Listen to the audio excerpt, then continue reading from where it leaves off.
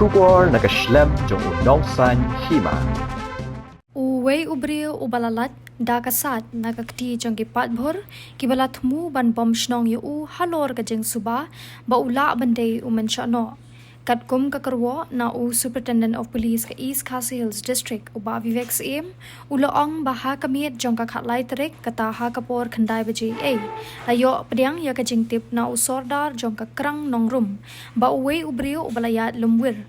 ula syabat no ha kashnong balara no yu shador bar hall jong kashnong kenro nong bri banyada na Paidbhur uba ya lumpat ba loong ba u in charge jong ka soyong bat ka kanhun jong u marmar kilahir sya kate ka jaka ban penlong ka jing tokit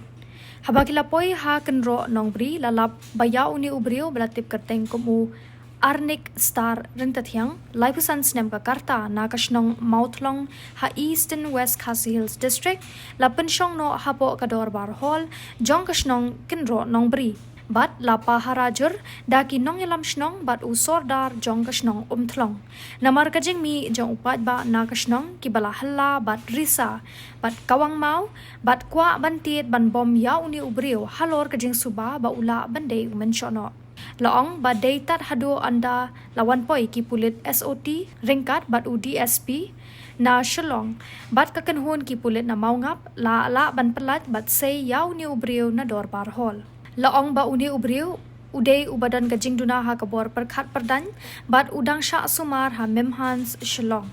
yaw ni ubriu kham hadien lapha banle ya ka medical check up ha soyong CHC ban na kalang doktor jong ka soyong CHC ula pentip ha ka kaipot jong u ba uni ubriu ula mensaw malumala ha ka bay day bat kani la dep ban register case ha thanat maungap nak banta ban penlong shushu ya ka jing tokit bat shim kat kum kaan